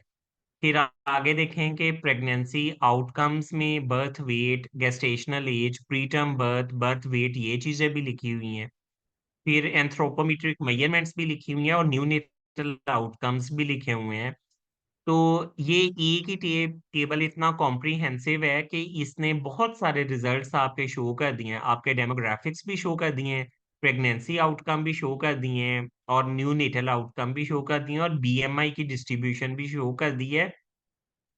और इसमें उन्होंने दोनों ग्रुप्स भी शो कर दिए हैं, यानी जिंक सप्लीमेंट वाला एक ग्रुप है जिसमें 155 पार्टिसिपेंट्स हैं, और एक प्लेसिबो ग्रुप है जिसमें 145 पार्टिसिपेंट्स हैं, और उसकी मेजर ऑफ सिग्निफिकेंस भी बता दी है। तो ये बहुत सारी टर्म्स ऐसी हैं जो शायद आप में से अक्सर को समझ ना आए, लेकिन बताने का मकसद ये है कि ये एक कॉम्प्रिहेंसिव तरीका है, ये बहुत कम जगह लेगा और आपको लिखना बहुत कम पड़ेगा। तो अगर इस तरह आप इंफॉर्मेशन को रिप्रेजेंट करेंगे तो ये जर्नल के एडिटर को भी इसको पढ़ना आसान है, और सब्सिक्वेंटली जो बाकी रीडर्स इसको पढ़ेंगे आफ्टर पब्लिशिंग तो उनको भी पढ़ना आसान होगा। ये भी टेबल की एक फॉर्म है, आप देख सकते हैं इसमें। उसके बाद आ जाता है कि जो जो टाइटल है आपके मैन्युस्क्रिप्ट का वो कितना इंपॉर्टेंट है और उसको किस तरह आपने लिखना है। तो टाइटल एक ऐसी चीज है जो आपके एब्स्ट्रैक्ट से पहले ही जनरल एडिटर वो देख लेता है। टाइटल आपका शॉर्ट होना चाहिए और इट शुड बी स्पेसिफिक होना चाहिए, यानी जो डिजीज आप जिस डिजीज का जो आप एस्पेक्ट देखना चाह रहे हैं उसी से मुतल्लिक हो। जैसे मैंने अभी मिसाल दी थी कि कार्डियोवैस्कुलर डिजीजेस में आप स्मोकिंग की एसोसिएशन देखना चाह रहे हैं, तो ये चीज आपके टाइटल में भी आनी चाहिए, रेलेवेंट भी हो। यानी आप कार्डियोवैस्कुलर सिस्टम का देख रहे हैं तो आपका जो टाइटल है वो भी इसी चीज को डिपिक्ट करता हो। और टाइटल पढ़ने से उनको मतलब मेरे एक टीचर है वो कहा करती हैं कि टाइटल जो है उसको पढ़ने से रीडर को ये पता लग जाए कि आप स्टडी में क्या करना चाह रहे हैं और आपका स्टडी डिजाइन क्या है, ये सब कुछ टाइटल में इंफॉर्मेशन होती है। और इसके अलावा आपकी जो फाइंडिंग्स और जो कंक्लूजन है उस हो सकता है कि उसकी वजह से आपको टाइटल चेंज करना पड़े, तो इसलिए जब आपने टाइटल लिखना है तो उसको एंड में उसको एडिट करने की गुंजाइश रखनी है, कि हो सकता है आपके रिजल्ट्स कुछ ऐसे आए कि जिनमें आपको टाइटल थोड़ा बहुत वो चेंज करना पड़े। सिमिलरली आपने डाटा कलेक्ट किया, वो डाटा आपने कलेक्ट किया था किसी और स्टडी डिजाइन के लिए, लेकिन आपको लगा कि वो इनकम्प्लीट है, लेकिन उसी डाटा से आप कोई डिस्क्रिप्टिव स्टडी कर सकते हैं, तो आपका टाइटल उस डाटा के मुताबिक चेंज हो सकता है।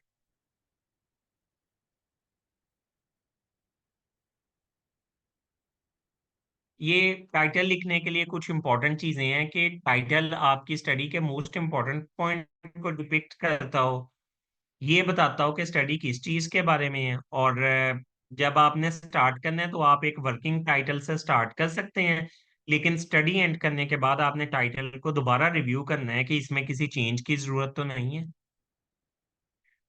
अब लास्ट में कुछ पॉइंट है कि आपका राइटिंग स्टाइल किस तरह का होना चाहिए। तो इसमें कुछ पॉइंट्स हैं कि राइटिंग स्टाइल आपका क्लियर होना चाहिए। सबसे पहले तो आपने प्रॉपर वर्ड्स यूज करने हैं। इसके अलावा आप कोशिश करें कि आप एक्टिव वॉइस में ज्यादा लिखें, पैसिव वॉइस में ना लिखें। जो आप लैंग्वेज यूज करें वो ऐसी ही होनी चाहिए कि जो रीडर्स के लिए और रिव्यूअर्स के लिए मुश्किल ना हो।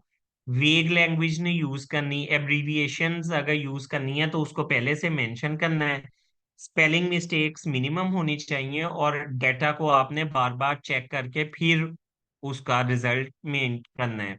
यानी अगर आप डाटा कलेक्ट करते हैं तो उसका रिजल्ट निकालने के बाद एक दफा फिर चेक करना है कि आपने डाटा करेक्ट एंटर किया था या नहीं। हमेशा एक्टिव वॉइस यूज करना है, पैसिव वॉइस यूज करेंगे तो इससे प्रॉब्लम होगा पढ़ने वाले के लिए।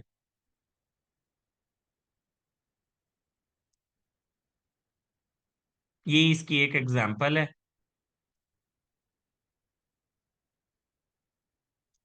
ये राइटिंग स्टाइल के बारे में बता दिया कि आपने वीक वर्ड नहीं यूज करने, रेपिटिशन नहीं करनी, सेंटेंसेस बहुत बड़े नहीं बनाने, मुनासिब सेंटेंसेस बनाने हैं। इसके अलावा हर सेंटेंस को गौर से देखना है, कॉमा का बेजा इस्तेमाल नहीं करना कि कॉमे लगा के सेंटेंस को बढ़ाते जाएं। इसके अलावा जहां कोशिश हो तो अननेसेसरी वर्ड्स को काट के कॉम्प्रिहेंसिव सेंटेंस बनाया जाए और कोशिश की जाए कि सिंपल लैंग्वेज यूज करें।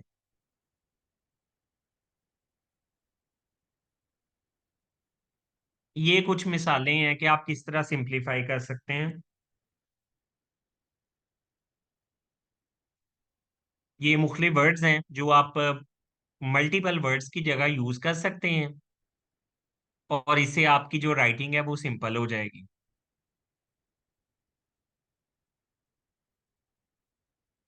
ये कुछ एडिटर्स का डाटा है कि वो मैन्युस्क्रिप्ट में क्या क्या उनको प्रॉब्लम मिलते हैं। तो सबसे बड़ा प्रॉब्लम अगर आप देख लें तो वो ये पुअरली रिटन सबसे बड़ा प्रॉब्लम होता है। और इसके अलावा जो राइटिंग अगर वो इनएडिक्वेट इन अप्रोप्रिएट हो सकती है, और फिर देख लें कि डेटा की प्रेजेंटेशन का स्टाइल लोगों को गलत लगता है, और इसके अलावा poor description of study design. तो ये चीजें सबसे ज्यादा कॉमन है।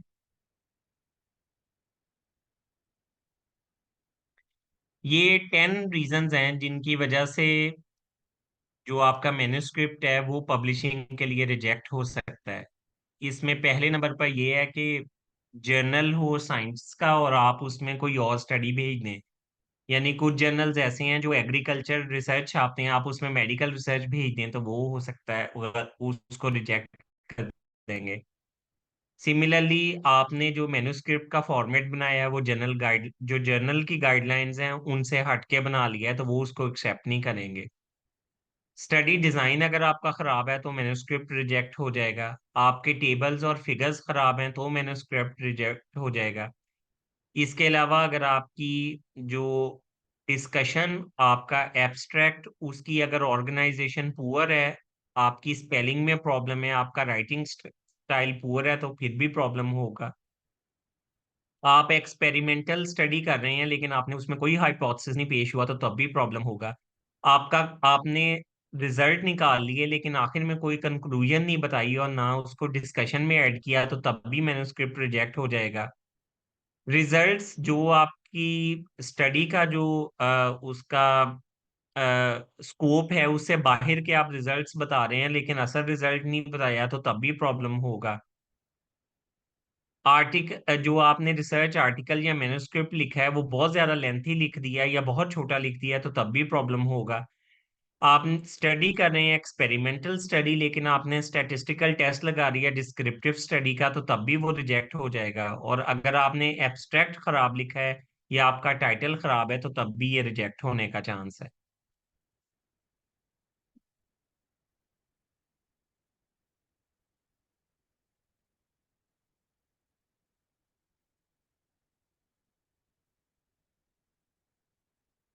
ये आपकी आसानी के लिए कुछ स्टेप्स बताए हैं कि जब आप मैन्युस्क्रिप्ट लिख लेते हैं तो उसको किस तरह प्रोसेस होते हैं। तो मैन्युस्क्रिप्ट करने के बाद सबसे पहले एडिटोरियल असिस्टेंट उसको रिसीव करता है। फिर वो चेक करता है कि उनके जर्नल के लिए ये अप्रोप्रिएट है और जो उन्होंने गाइडलाइंस हैं उसके मुताबिक लिखा हुआ है। अगर इसका जवाब नहीं है तो वो वापस भेज देंगे, अदरवाइज वो इसको पीयर रिव्यूज के लिए भेज देंगे। पीयर रिव्यूज क्या होते हैं कि मुख्तलिफ, मिसाल के तौर पे आपने फिजियोलॉजी के बारे में एक पेपर लिखा है तो वो फिजियोलॉजी के कुछ जो रिव्यूअर्स हैं उनको सेंड कर देंगे कि वो इसको चेक कर लें कि ये ठीक है या नहीं और इसमें क्या क्या गलतियां हैं। अगर तमाम रिव्यूअर्स उसको ओके कर देते हैं तो फिर एडिटर के पास आ जाता है। एडिटर उसके टाइटल को, एब्स्ट्रैक्ट को, हेडिंग्स को, रेफरेंसेस को, टेबल फिगर्स और इनको अच्छी तरह पढ़ता है। और उसके बाद फिर वो अपनी राय और जो पीयर रिव्यूअर्स थे उनकी राय को मिला के डिसीजन कर देता है कि इसको हमने एक्सेप्ट करना है, रिजेक्ट करना है या इसको रिवाइज करना है। तो अक्सर 99% तक यही होता है कि रिवीजन के लिए ही वापस भेजते हैं गलतियां निकाल के। हाँ, अगर बहुत ही पुअर लिखा हो तो तब वो फौरी तौर पे रिजेक्ट कर देते हैं।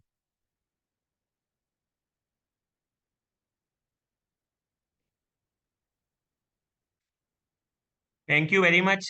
ये जो आज का टॉपिक था, ये तकरीबन 10-15 टॉपिक्स को मिला के बना हुआ था। It is a very vast field of knowledge. तो मैंने कोशिश की है कि इसको आसान जुबान में समराइज कर दूं। आप लोगों के अगर कोई क्वेश्चन है, कोई क्वेरी है, तो वो आप पूछ सकते हैं।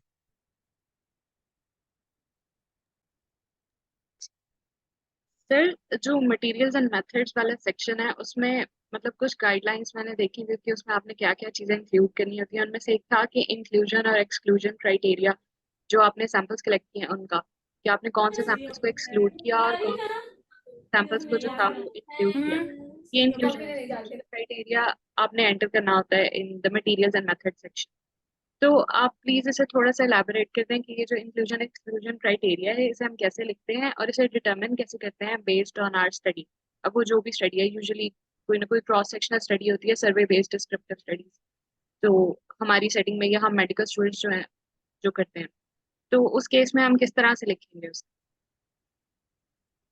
जी, बेसिकली इंक्लूजन क्राइटेरिया या एक्सक्लूजन क्राइटेरिया हमारे स्टडी डिज़ाइन से रिलेटेड ही होता है। और इसकी गाइडलाइंस यही है कि हम कोशिश करते हैं कि मैक्सिमम हमारी कोशिश ये होती है कि हमारा जो सैंपल जो हम कलेक्ट कर रहे हैं उसमें कोई बाइएस ना आए। और हम कोशिश करते हैं कि हमारा जो सैंपल है वो यूनिफॉर्म हो।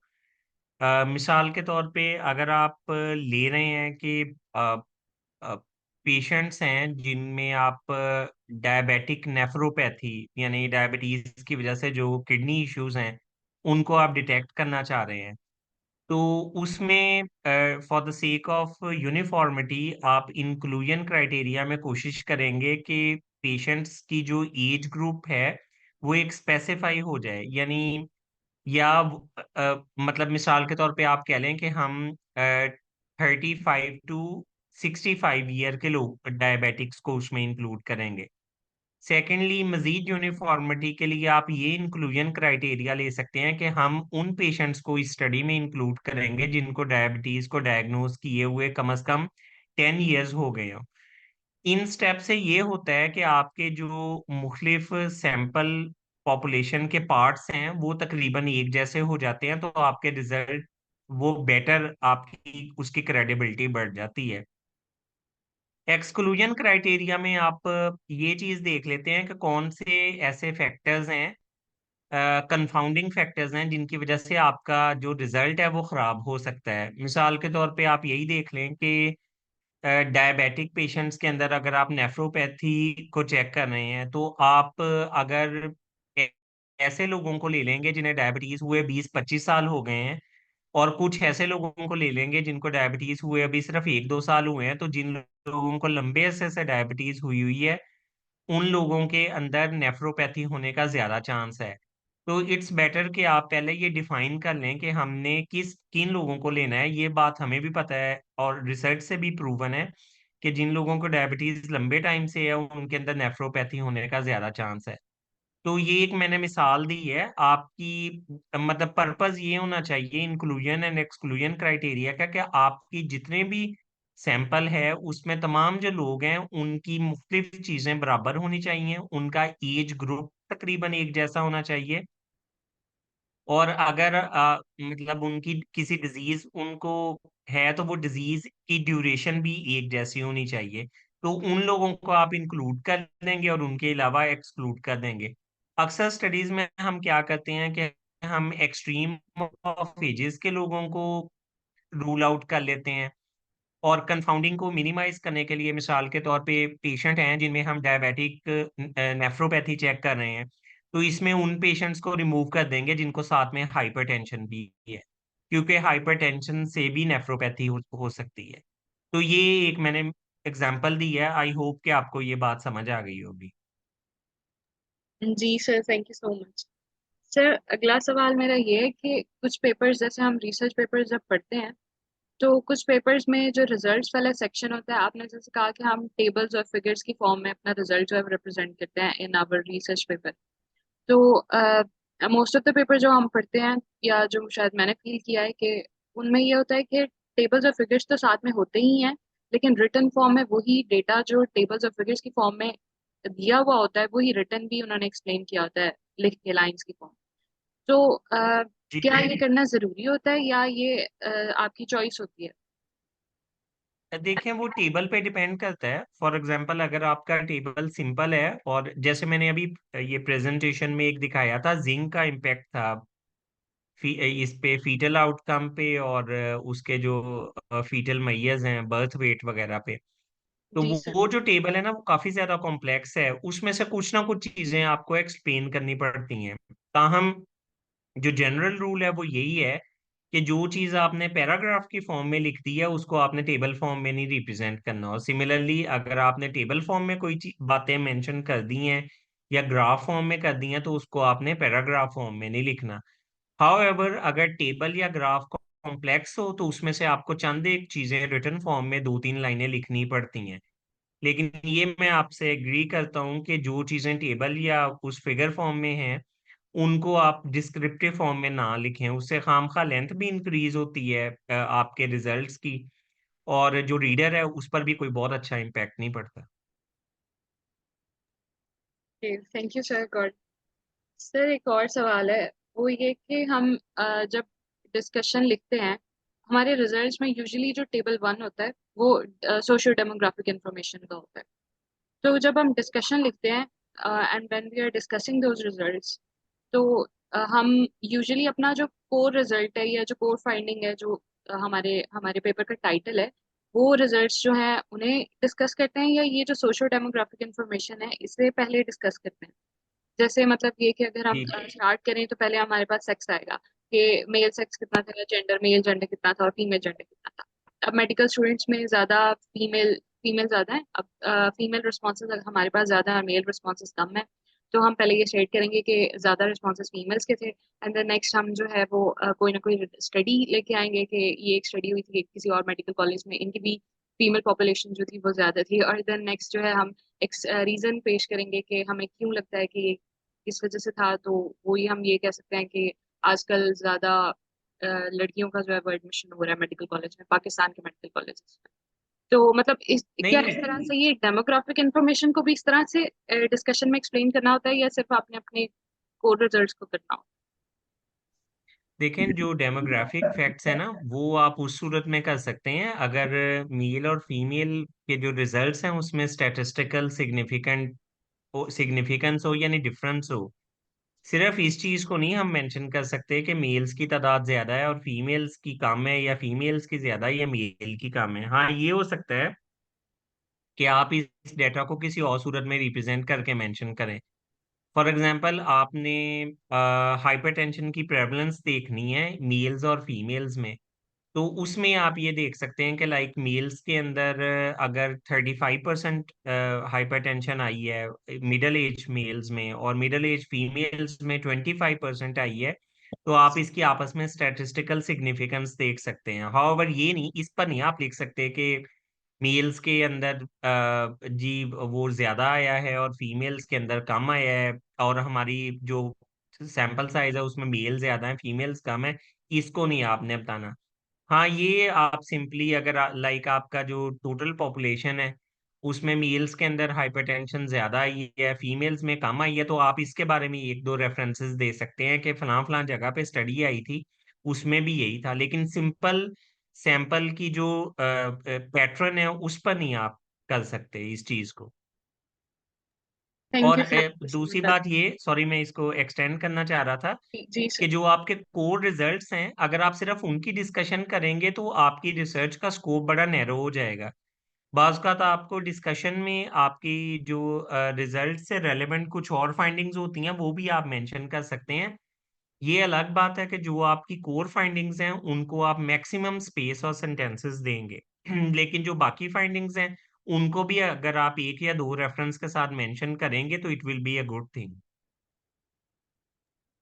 सर जैसे अगर एक स्टडी है जो है ही प्रेवलेंस पे, अब किसी भी एक स्पेसिफिक चीज के आप प्रेवलेंस देख रहे हैं तो आप सिर्फ वो एक पॉइंट ही मेन आपका होगा ना कि मतलब लास्ट ईयर मैंने एक स्टडी की थी on maladaptive day dreaming, prevalence of maladaptive day dreaming in our population, medical students पे। तो जी उसमें जी अब उसकी जब मैं डिस्कशन लिख रही थी तो उसके रिजल्ट में मेन रिजल्ट तो प्रेवलेंस थी और उसमें सिर्फ परसेंटेज थी कि जो पॉपुलेशन या जो सैंपल साइज था उसमें से इतने परसेंट थे मैलअडैप्टिव डे ड्रीमर्स और इतने नहीं थे। और इसके अलावा मतलब आपने जैसे कहा कि आप उससे रिलेट करके सोशो डेमोग्राफिक इन्फॉर्मेशन को उस रिजल्ट से रिलेट करके फिर आप उसे डिस्कशन में लिख सकते हो। तो इसका मतलब ये है कि मैं जो सोशो डेमोग्राफिक इंफॉर्मेशन है उसका कोरिलेशन निकाल सकती हूँ अलोंग विद द प्रेवलेंस की, जैसे मेल्स में ज्यादा प्रेवलेंस आई या फीमेल्स में ज्यादा प्रेवलेंस आई इस तरह से, और फिर मैं उसे डिस्कशन में जी जी जी जी असल में ना जो डिस्क्रिप्टिव स्टडीज होती है ना उसमें ज्यादातर आप परसेंटेजेस और प्रेवलेंस ही देख रहे होते हैं। उसमें डिस्कशन में बहुत ज्यादा चीजें लिखने का कोई खास आपके पास मटेरियल नहीं होता। लेकिन अगर आप ये लॉन्गिट्यूडनल स्टडीज करें, like case control cohort studies करें या एक्सपेरिमेंटल स्टडीज करें, तो आप डेटा एनालिसिस के साथ बहुत सारी चीजें लिख सकते हैं। तो आपकी बात ठीक है कि क्रॉस सेक्शनल स्टडी में हमारे पास खेलने के लिए को बहुत ज्यादा फैक्ट्स नहीं होते, तो उसमें आपको ये डेमोग्राफिक्स और दूसरी चीजों का कुछ ना कुछ मेंशन करना पड़ता है। जी सर।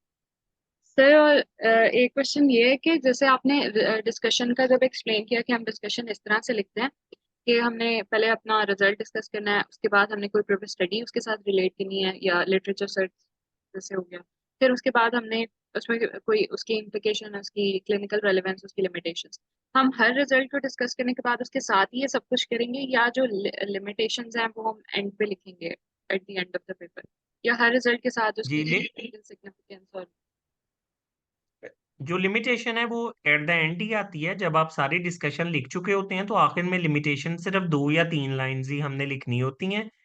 हर रिजल्ट की या सेशन के हर पैराग्राफ के एंड पे हमने लिमिटेशन नहीं लिखनी होती। Thank you sir. Sir Sir, एक I have a ये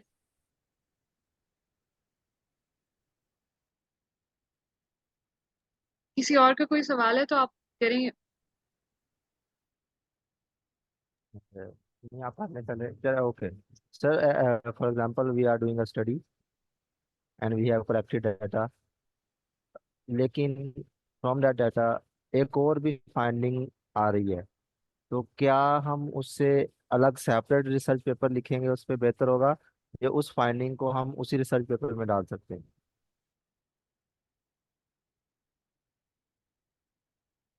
जी समी, ये बड़ा अच्छा क्वेश्चन है। बेसिकली मैं यही बात तमाम प्रेजेंटेशन में यही बात कही थी कि जो आपका रिसर्च का टाइटल और मेथोडोलॉजी है ना, उसमें आपने ये चीज खुद ऐड करनी होती है कि आप रिसर्च का कौन सा एस्पेक्ट देखना चाह रहे हैं। मैंने उसकी मिसाल दी थी कि कार्डियक डिजीजेस है ना, उसके साथ स्मोकिंग भी एसोसिएटेड है, अल्कोहलिज्म भी एसोसिएटेड है, ओबेसिटी भी एसोसिएटेड है।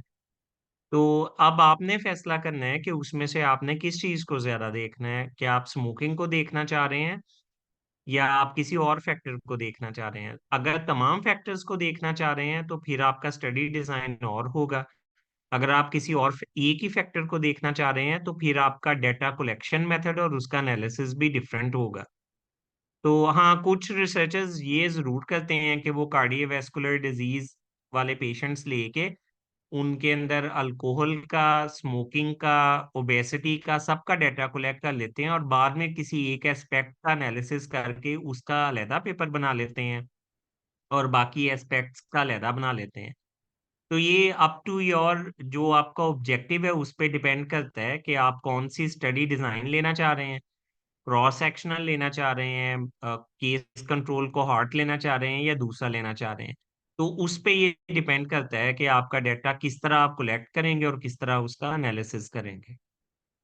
हाँ, अगर आपका एक ही क्रॉस सेक्शनल डाटा है और उसके अंदर बाकी चीजें भी आ गई हैं, तो कोशिश करें कि आपका जो टाइटल है या जो आपने अपना ऑब्जेक्टिव बताया उसके मुताबिक जो डाटा है उसी को ही आप एनालाइज करके रिप्रेजेंट करें, बाकी डाटा को ना रिप्रेजेंट करें।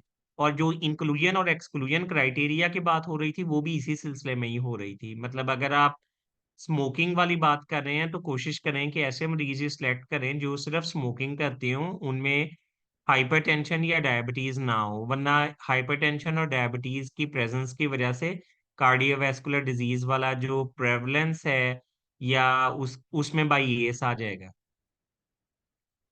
Okay sir. Sir for example there this study we are doing कि जिसमें प्री मेच्योर बर्थ या लो वेट बर्थ प्रेगनेंसीज जो हैं, जो बर्थ हो रही हैं, अब उसमें सर दो एस्पेक्ट्स मैं आपको फॉर एग्जांपल, एक तो डिस्क्रिप्टिव एनालिसिस होगा, उसका डिस्क्रिप्टिव पार्ट हो जाएगा, और एक उसका एसोसिएटिव पार्ट होगा। फॉर एग्जांपल उसमें मुख्तलिफ एसोसिएशन फैक्टर्स देखेंगे सर अगर हम, तो जो डिस्क्रिप्टिव पार्ट होगा उसकी रिसर्च अलग होगी, और जो एसोसिएटिव पार्ट होगा उसकी रिसर्च अलग होगी, या ये दोनों इकट्ठी हम कर सकते हैं सर?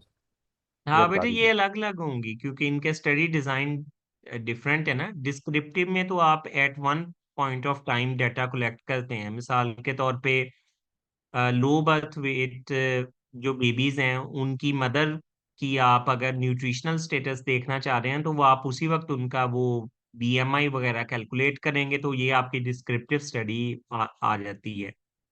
और जो एसोसिएशन का है उसमें आपने 2 पॉइंट पे डाटा लेना होता है, किसी एक पॉइंट पे नहीं लेना होता। उसमें चाहे तो ये आप रिट्रोस्पेक्टिव चले जाएं, यानी लो बर्थ वेट बेबीज हैं तो उनके देख लें कि उनकी मदर्स को पास्ट में कोई डिजीज या मेल न्यूट्रिशन वगैरह तो नहीं रही, या फिर आप मेल नरिश्ड जो विमेन है, उन जो प्रेग्नेंट लेडीज हैं, उनके जो चाइल्ड बर्थ है उन बच्चों को देख लें कि वो लो बर्थ वेट हैं या नहीं। तो ये दो अलग अलग स्टडी डिजाइन है, ये इकट्ठे नहीं हो सकते। Okay sir. But sir for example इस तरह होता है ना कि हम जब सैंपल कलेक्ट कर रहे होते हैं तो मोस्टली हमारे पास ये सारा डाटा जो है अवेलेबल होता है, तो बेटर होगा कि हम दो रिसर्च सेपरेट ही करें। जी बिल्कुल, मैं यही बात कर रहा हूँ कि जो क्लेवर रिसर्चर्स होते हैं वो डाटा बहुत ज्यादा वास्ट कलेक्ट कर लेते हैं at a frame of time, क्योंकि बार बार फील्ड में जाके डाटा कलेक्ट करना मुश्किल होता है। फिर वो उसको देख लेते हैं कि उसमें अगर वेरियस नॉलेज गैप्स हों तो हर एक का अलग वो स्टडी डिजाइन बना के और अलग रिसर्च कर सकते हैं। आपकी बात ठीक है, लेकिन इसके लिए आपको बहुत ज्यादा एक्सपर्ट होना पड़ता है। मतलब आपको पता हो कि नॉलेज गैप किस किस एस्पेक्ट में है और उसका डाटा आपने कौन कौन सा कलेक्ट करना है, और ये सारा जो नॉलेज है ना फिर आपका जो रिसर्च क्वेश्चनेयर है उसमें आ जाता है। अगर आपने क्लेवरली क्वेश्चनेयर बिल्ड किया हो ना तो आप एक टाइम में 4-5 रिसर्चेस का डाटा भी कलेक्ट कर सकते हैं। Thank you very much sir. Welcome.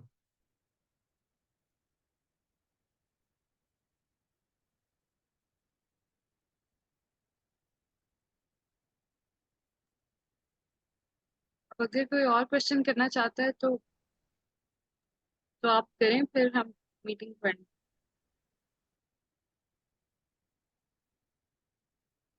अच्छा, ताहा ने सवाल किया है कि I am new to research please help. तो मैंने इसका यही आंसर देना था कि आप इसमें सबसे पहले इसका नॉलेज गेन करें। इसके लिए रिसर्च की कुछ थ्योरी होती है। आपके फोर्थ ईयर एमबीबीएस के कम्युनिटी मेडिसिन में रिसर्च के रिलेटेड चैप्टर्स हैं, वो अगर आप पढ़ लेंगे पहले तो आपको अंदाजा हो जाएगा कि स्टडी डिजाइन्स क्या होते हैं और उनको किस तरह लेके चलना है। जब आपका एक दफा बेसलाइन नॉलेज हो जाएगा तो फिर आप उसके बारे में कर सकते हैं, और फिर उसके बाद आपने सीनियर फेलो से भी हेल्प ले सकते हैं और हमारे पास भी आके हेल्प ले सकते हैं। सर मैं इसमें ऐड भी करना चाहूंगी कि अब ये जो प्रोग्राम एक शुरू किया है रैस ने, मेंटोरशिप वाला, आई एम श्योर ताहा is in one of the groups. तो वो जो है ग्रुप्स, वो अब आगे फर्दर प्रोसीड करेंगे, रिसर्च मतलब करेंगे। उन्हें सुपरवाइजर्स भी अलॉट कर दिए गए हैं और they will be doing it. तो वो जब काम करेंगे तो फिर उन्हें खुद ही इंशाल्लाह साथ साथ आता जाएगा काम। जी बिल्कुल, पीएस के साथ वो करेंगे काम, तो आई होप कि ऐसा ऐसा लर्न कर लेंगे। मैंने शुरू में यही कहा था कि ऐसे नहीं है कि आपको थ्योरी आती हो तो आप रिसर्च भी कर लें। आपको स्क्रैच से थोड़ा थोड़ा करके आगे जाना पड़ेगा, एक एक स्टेप मूव करते जाएंगे तो आपका अपना एक्सपीरियंस हो जाएगा।